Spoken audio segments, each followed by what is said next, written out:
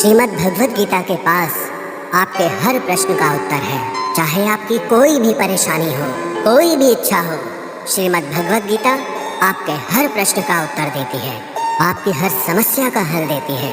चाहे वो परेशानी आपके मन की हो या धन की हो या आपके शरीर की हो या आपके रिश्तों की हो, आपको अपनी हर समस्या का उत्तर श्रीमद् भगवद गीता में जरूर मिलेगा।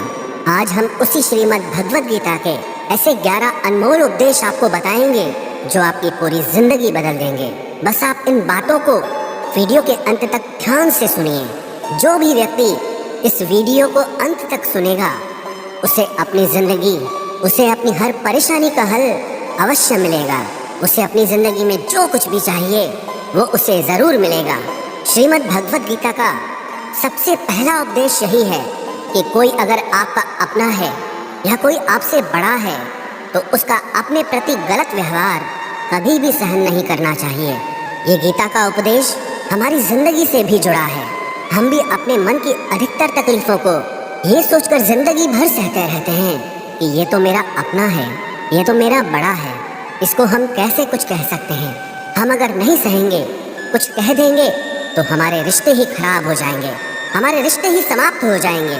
पर सोचने की बात यह है कि उस व्यक्ति को आप अपना कैसे मान सकते हैं जो आपकी तकलीफों की वजह हो। अपना तो वो होता है जो हमारी तकलीफों को दूर कर दे। तो गीता का ये उपदेश है कि किसी को भी अपना फायदा मत उठाने दो, किसी को भी खुद पर जुल्म मत करने दो, क्योंकि आप जितना सहेंगे लोग आपको उतना सहने के लिए और मजबूर करेंगे। गीता का पहला अध्याय जिसका नाम अर्जुन विषाद योग और दूसरा अध्याय जिसका नाम सांख्य योग है, उसके आरंभ में अर्जुन ने श्री कृष्ण के आगे अपना दुख प्रकट किया है कि हे केशव, मैं कौरवों से कैसे युद्ध कर सकता हूँ, ये सब तो मेरे अपने ही हैं। मैं कैसे भीष्म पितामह और द्रोणाचार्य से युद्ध करूँगा, क्योंकि वो दोनों मेरे पूजनीय हैं। इसलिए इन गुरुजनों को मारने से तो अच्छा है मैं भिक्षा के अन्न को खाकर अपने जीवन का गुजारा करूं। और जिन कौरवों से मैं युद्ध करने जा रहा हूं वो सब धृतराष्ट्र के पुत्र मेरे भाई ही हैं, मेरे अपने ही हैं। इन सबको मारने से अच्छा है कि मैं सन्यासी बन जाऊं। तो श्री कृष्ण ने अर्जुन से कहा कि यहाँ कौन अपना है और कौन पराया है। जो अधर्म करता है उसके साथ युद्ध करना तुझे मोक्ष और मुक्ति देगा। तू अपने इस मन के मोह को त्याग दे, नहीं तो सारा जग तेरी निंदा ही करेगा, तुझे डरपोक कहेगा। बात अपने पराये की नहीं है, बात धर्म और अधर्म की है, बात सही और गलत की है। अगर तू गलत को सहेगा, उसका अंत नहीं करेगा, तो गलत करने वाले को और बल मिलेगा, वो और भी गलत करेगा। इसीलिए मन के मोह को त्याग करके तो युद्ध कर। महाभारत की एक और कहानी भी है। जब अर्जुन के पुत्र अभिमन्यु की युद्ध में मृत्यु हो जाती है तब अर्जुन बहुत दुखी होता है, रोने लगता है। वो श्री कृष्ण से कहने लगा कि मेरा पुत्र अभिमन्यु मर गया है, मैं ये दुख बिल्कुल भी सहन नहीं कर सकता, मैं भी अपने आप को समाप्त कर लूँगा। फिर भगवान श्री कृष्ण उसे आत्माओं के लोक में लेके गए, जहाँ अभिमन्यु आनंद से बैठा हुआ था। क्योंकि उसने क्षत्रियोचित व्यवहार किया इसलिए उसे उत्तम पद की प्राप्ति हुई। जब अर्जुन अभिमन्यु के पास रोते रोते पहुंचा, अपने पुत्र को देखकर अर्जुन बहुत प्रसन्न हुआ। उसे गले से लगाकर कहने लगा कि हे पुत्र, तेरे बिना तो मैं जी ही नहीं सकता, मैंने तो अपने जीवन की आशा का ही त्याग कर दिया है। तो अभिमन्यु कहने लगा कि आप कौन हैं? अर्जुन बोला, मैं तेरा पिता हूँ, तू मेरा पुत्र है अभिमन्यु। तो अभिमन्यु कहने लगा कि कौन पिता कौन पुत्र, मेरे हजारों जन्म हुए हैं, किसी जन्म में आप मेरे पिता बनते हैं और किसी जन्म में मैं आपका पिता बनता हूँ। आत्मा का न कोई माता होता है न कोई पिता होता है। जब अर्जुन ने देखा कि मेरा पुत्र मुझे पहचान भी नहीं रहा तो उसका सारा मोह खत्म हो गया। इसलिए गीता के इस उपदेश को ठीक से समझ लो कि यहाँ कोई अपना पराया नहीं है। जो बुरे वक्त में, तकलीफ के वक्त में हमारा साथ दे, सिर्फ वही हमारा अपना है, बाकी सब पराये हैं। गीता का दूसरा उपदेश ये है कि जो चला गया है कभी उसका दुख मत करो, और जो आने वाला है उसकी बिल्कुल भी चिंता मत करो। जब महाभारत का युद्ध चल रहा था तब अर्जुन ने श्री कृष्ण से कहा कि अगर ये युद्ध हुआ तो करोड़ों लोग मारे जाएंगे। जो सैनिक और योद्धा इस युद्ध में मारे जाएंगे, उनकी स्त्रियों का क्या होगा, समाज कैसे आगे बढ़ेगा, और भी बहुत सी बातें अर्जुन ने विस्तार से कही हैं। तो भगवान श्री कृष्ण ने कहा, अशोचा नन्व शोचस्त्वम प्रज्ञावादांश भाषसे गतासून अगतासूश्च नानु शोचंति पंडिताः। श्री कृष्ण बोले, हे अर्जुन, तू बड़ी बड़ी ज्ञानियों जैसी बातें करता है, लेकिन जो सच में ज्ञानी होता है, वो जो लोग मर चुके हैं, जा चुके हैं या एक दिन जाने वाले हैं, उनकी चिंता नहीं करता है, उनका दुख नहीं करता है। तेरे हाथ में कुछ भी नहीं है, तू चाह कर भी कुछ कंट्रोल नहीं कर सकता। जीवन और मरण ये तो प्रकृति की नियति है। इसीलिए जो ज्ञानी होता है वो किसी के मरने पर भी रोता नहीं है। ज्ञानी जन ना ही बीते हुए कल का शोक करते हैं और ना ही आने वाले कल की चिंता करते हैं। इसीलिए जो होने वाला है वो होकर ही रहता है, और जो नहीं होने वाला है वो कभी नहीं होगा। ऐसा निश्चय जिसको समझ में आ जाता है, जिसकी बुद्धि में आ जाता है, उसे कभी कोई चिंता नहीं सताती, कोई दुख नहीं सताता। हमारे सारे दुखों का कारण ही यही है। या तो हम जो वक्त गुजर चुका है उसे सोच सोच कर परेशान होते रहते हैं, या भविष्य की चिंता कर करके खुद को बीमार कर देते हैं, नष्ट कर देते हैं। गीता का ज्ञान हमें यही सिखाता है कि ना तो हम बीता हुआ कल बदल सकते हैं और ना ही आने वाले कल पर कंट्रोल कर सकते हैं। हमारे हाथ में सिर्फ वर्तमान है, सिर्फ आज का ही पल है। हमारा 98% तनाव और चिंताएं भूतकाल और भविष्यकाल के बारे में सोचते रहने से होता है। हम हमेशा उसी में ही जीते रहते हैं, मगर वर्तमान में कभी नहीं जीते, इस पल को कभी नहीं जीते। जब आप वर्तमान का पूरा आनंद लेना सीख जाओगे, तभी आपकी जिंदगी से तनाव कम होगा, चिंताएं खत्म होगी। वर्तमान में जीना एक बहुत बड़ी उपलब्धि है। हमारे हाथ में भी सिर्फ आज का ही पल है। हमें जो भी करना है आज ही करना है।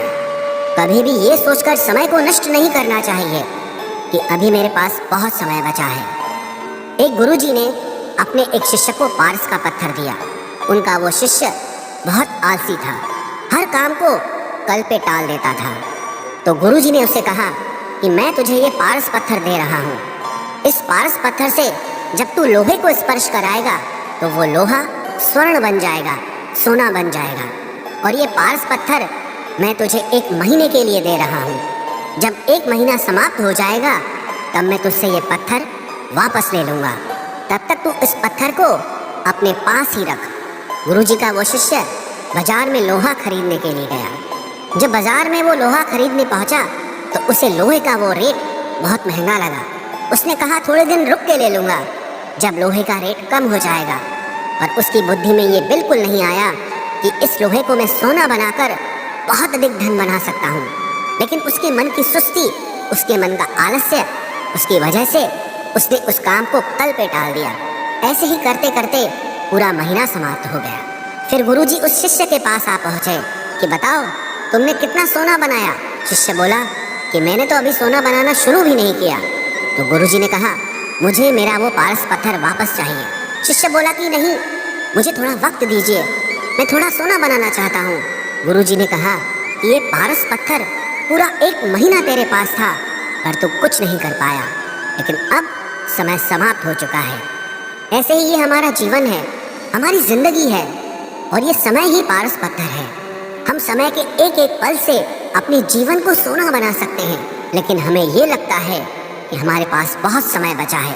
एक दिन जिंदगी को जी लेंगे, एक दिन जिंदगी में खुश हो जाएंगे, लेकिन वो दिन कभी नहीं आता और हम जिंदगी भर भागते रहते हैं, चिंता करते रहते हैं, दुखी होते रहते हैं, लेकिन जिंदगी को जीना, खुश रहना हम भूल जाते हैं। इसलिए गीता का ज्ञान हमें ये सिखाता है कि आप आज में जीना सीखो, इस पल में जीना सीखो। गीता का तीसरा उपदेश यह है कि मौत से डरना बिल्कुल व्यर्थ है। श्री कृष्ण ने गीता में कहा है कि ये संसार मृत्यु लोक है। जिसका भी जन्म हुआ है वो एक दिन जरूर मर जाएगा। जिसका आरंभ हुआ है उसका अंत अवश्य होगा। हम इसे रोक नहीं सकते। जैसे हम रोज कपड़े बदलते हैं, वैसे ही हमारी आत्मा नया शरीर धारण करती है। मृत्यु सिर्फ इस जीवन का एक नया आरंभ है, इस जीवन का अंत नहीं है। आत्मा कभी नहीं मर सकती, और ना ही उसे कोई मार सकता है। लेकिन मौत का डर मनुष्य को सबसे ज्यादा लगा रहता है। मौत का दुख भी इंसान को सबसे ज्यादा होता है। एक पेड़ में दो पक्षियों का जोड़ा रहता था। उन दोनों को एक दूसरे से बहुत प्रेम था। उन्होंने साथ जीने मरने की कस्में खाई थी। एक दिन वहां एक शिकारी आया और उसने एक तीर चलाकर वहां पेड़ पर बैठे मादा पक्षी को मार दिया। तो वो अकेला नर पक्षी रोने लगा कि मैं तुम्हारे बिना कैसे जी पाऊंगा, तुम्हारी जगह मेरी मृत्यु आ जाती, मेरा जीवन तुमको मिल जाता। वो रो रो के बहुत विलाप करने लगा। इतने में ही उस शिकारी ने दूसरा तीर चलाया और उस नर पक्षी को भी मार दिया। वास्तविकता में ये कहानी हमारी ही है। हम भी रोते रहते हैं जब कोई मरता है तो, लेकिन हमें ये नहीं पता कि एक न एक दिन हमारा भी जीवन समाप्त हो जाएगा। हम भी उसी मृत्यु के पेड़ पे ही बैठे हैं। लेकिन शरीर का मिटना हमारा अंत नहीं है। श्री कृष्ण ने अर्जुन से कहा कि हे अर्जुन, तेरे और मेरे अनंत जन्म हुए हैं। तुझे कुछ भी याद नहीं है, लेकिन मुझे सब याद है। जो व्यक्ति इस सत्य को समझ ले कि मैं यहाँ इस संसार में कुछ समय के लिए आया हूँ, उसकी जिंदगी के सारे झगड़े, सारे दुख, सारी चिंताएं ही समाप्त हो जाएंगी। जब इस संसार से जाना ही है तो दुख किस बात का। पहले के जमाने में साधु महात्मा लोग पैदल यात्रा करते थे। यात्रा करते करते वो एक नगर में पहुंचे। वो महात्मा बहुत थक चुके थे। उस नगर में उन्होंने एक महल देखा और उन्होंने उस महल में जाकर विश्राम करने का सोचा और वो महल में जाकर सो गए। जब उस महल में वहाँ का राजा पहुँचा तो अपने पलंग पर उस महात्मा को सोता देखकर बहुत हैरान हो गया। राजा उस महात्मा से पूछने लगा कि तुम मेरे महल में कैसे घुस आए और मेरे बिस्तर पर सो रहे हो। महात्मा कहने लगा, ये तुम्हारा महल है, मुझे तो लगा ये धर्मशाला है। तो राजा ने कहा, आपको मेरा महल धर्मशाला कैसे लगा? तो महात्मा ने राजा से प्रश्न किया कि तुमसे पहले इस महल में कौन रहता था? तो वो राजा बोला कि मुझसे पहले मेरे पिता यहाँ पर रहते थे और उससे पहले मेरे दादाजी यहाँ पर रहते थे। तो महात्मा ने फिर प्रश्न किया कि क्या तुम इस महल में हमेशा रहोगे या तुम्हारे बाद कोई और रहेगा? तो राजा कहने लगा कि मेरे बाद मेरा पुत्र इस महल में रहेगा। तो महात्मा राजा से कहने लगे कि जिस जगह पर रहने वाले बार बार बदल जाते हो उसे घर कैसे कह सकते हो? वो तो धर्मशाला ही है। इसीलिए तेरे महल को धर्मशाला समझकर मैं इसमें रात बिताने के लिए आ गया। धर्मशाला जान जग को, जीव सब मेहमान है, मोह किससे मत करो, सब स्वप्न का सामान है। यदि हम भी इस बात को समझ लें कि हम यहाँ कुछ समय के लिए आए हैं, आनंद करने के लिए आए हैं, खुश रहने के लिए आए हैं, तो हमारे सारे दुख ही समाप्त हो जाएं। जब हम अपना मोह यहाँ जमा लेते हैं, अपना दावा यहाँ जमा लेते हैं कि ये मेरा है, इसे मैं छोड़ नहीं सकता, इसके बिना मैं जी नहीं सकता, तो हमारा जीवन दुखों से भर जाता है। इसलिए जीवन में मृत्यु का भय त्याग करके जीवन का प्रतिपल आनंद लेना चाहिए। गीता का चौथा उपदेश, मन और विचारों को कंट्रोल किए बिना जीवन में कभी शांति और सुकून मिलने वाला ही नहीं है। अर्जुन ने श्री कृष्ण से कहा कि मेरा मन सही गलत सब कुछ जानता है, फिर भी मेरे विचार और मेरा मन मुझसे कंट्रोल नहीं होता। मैं जो करना चाहता हूँ वो कर नहीं पाता हूँ और जो नहीं करना चाहता हूँ वो मेरा मन मुझसे जबरदस्ती करवाता है।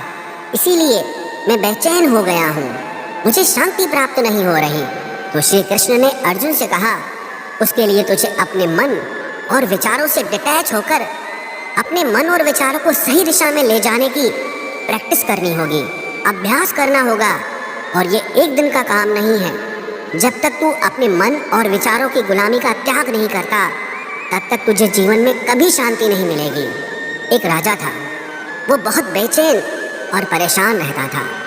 एक दिन वो अपने गुरुजी के पास गया और उनसे कहने लगा कि मेरा मन बहुत बेचैन है, मैं बहुत परेशान हूँ, मैंने पूरे संसार को जीत लिया है, सब कुछ है मेरे पास, पर मैं खुश नहीं हूँ, मेरे मन में सुकून नहीं है, शांति नहीं है।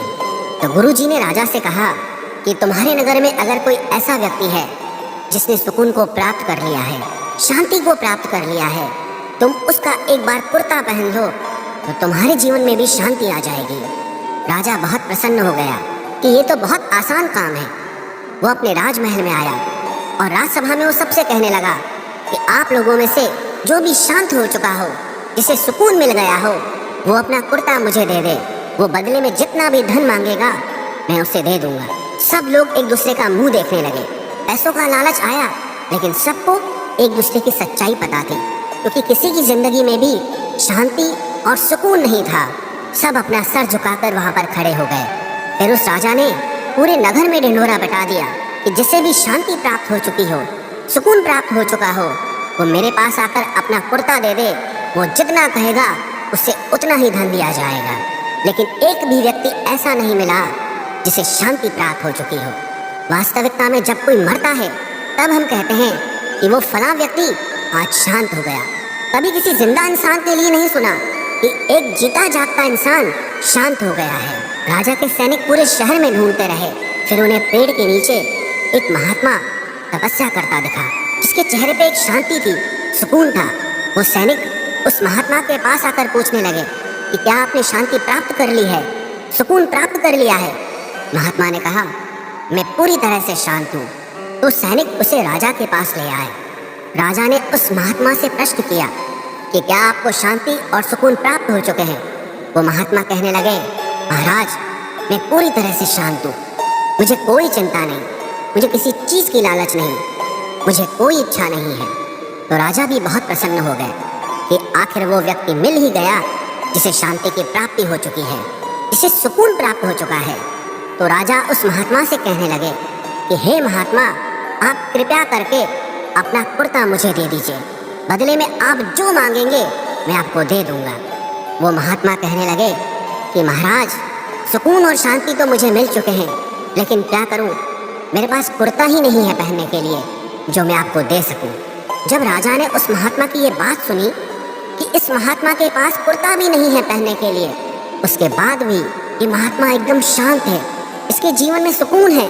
मैं सारी जिंदगी धन को जोड़ने में लगा रहा, दुनिया जीतने में लगा रहा, लेकिन मुझे शांति नहीं मिली, सुकून नहीं मिला।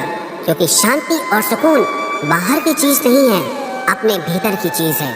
इसीलिए जब तक कोई व्यक्ति अपने मन और विचारों को कंट्रोल नहीं करता, तब तक उसके जीवन में सुकून और शांति नहीं आती। और गीता का उपदेश हमें यही सिखाता है कि जीवन में शांति चाहिए तो मन को शांत करना सीखो।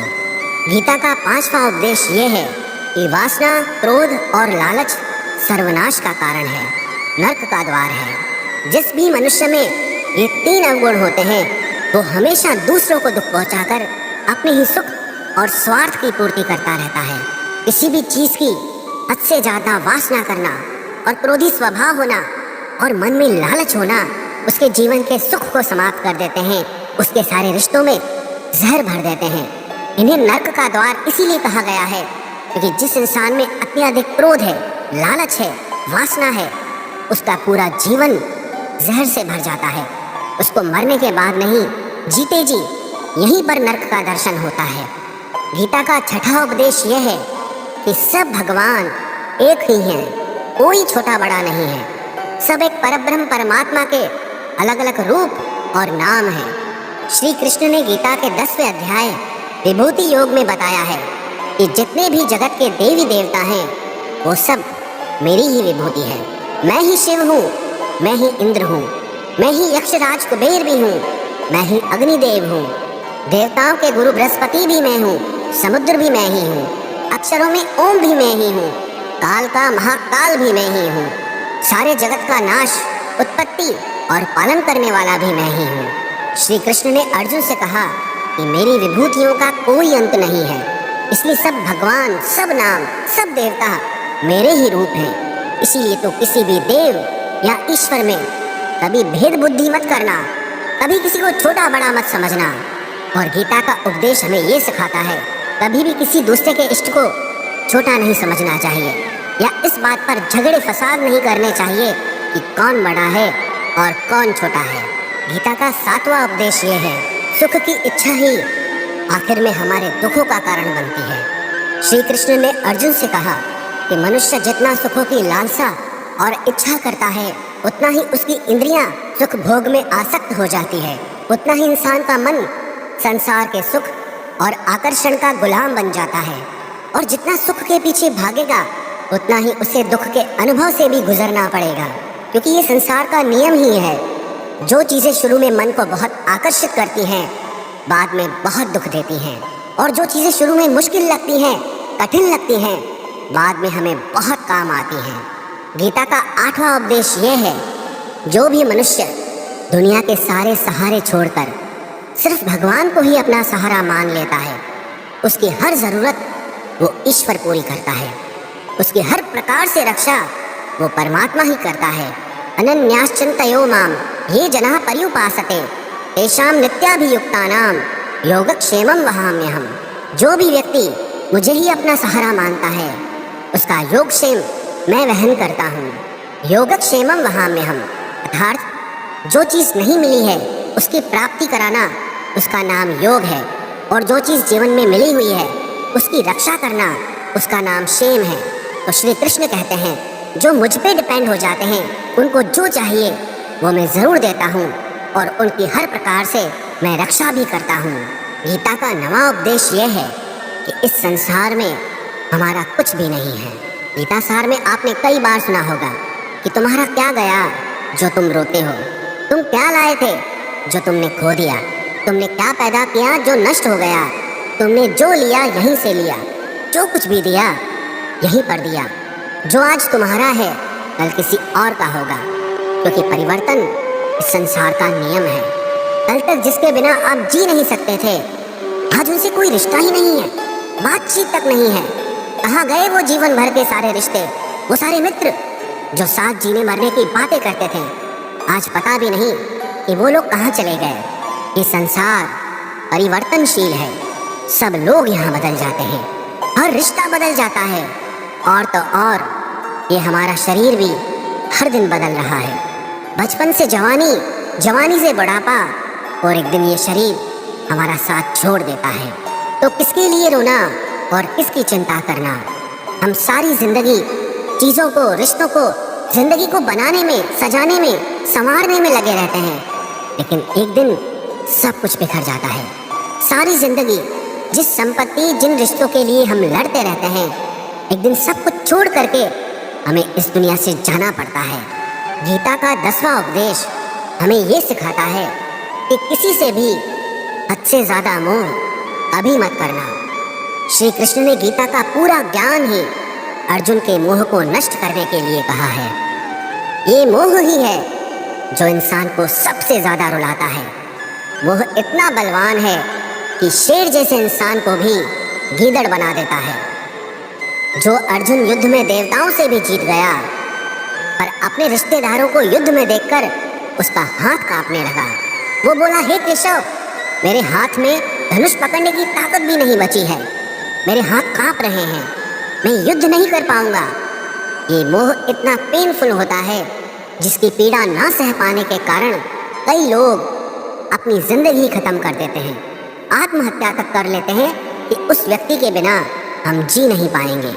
जीवन में किसी से भी हद से ज़्यादा मोह करोगे तो जीवन भर पीड़ा का ही सामना करना पड़ेगा। जो व्यक्ति अपने मोह से बाहर नहीं आता, उसका सब कुछ उससे छिन जाता है, उसकी सारी खुशी खत्म हो जाती है। इसीलिए गीता का ज्ञान बार बार यही सिखाता है कि अपने मन के मोह को त्याग करके आप बलवान बनो, बुद्धिमान बनो, सत्य के दर्शन करो कि वास्तविकता क्या है। क्योंकि हमारा मोह हमें हमेशा झूठ ही दिखाता है, झूठ पे ही विश्वास दिलाता है और दिल में झूठी उम्मीदें जगाता है, और ये ही हमारे दुखों का सबसे बड़ा कारण है। हम ही मोह कर लेते हैं, हम ही लोगों से उम्मीदें लगा बैठते हैं, पर वास्तविकता बिल्कुल अलग होती है। लोग वैसे नहीं होते जैसे हम मान लेते हैं, जैसा हम समझ लेते हैं, क्योंकि मोह के कारण हमें सच्चाई नहीं दिख पाती, लोगों का असली चेहरा नहीं दिख पाता। इसीलिए गीता का उपदेश हमें ये सिखाता है कि जीवन में अगर आनंद और प्रसन्नता से रहना है तो किसी में भी हद से ज़्यादा मोह कभी मत करना।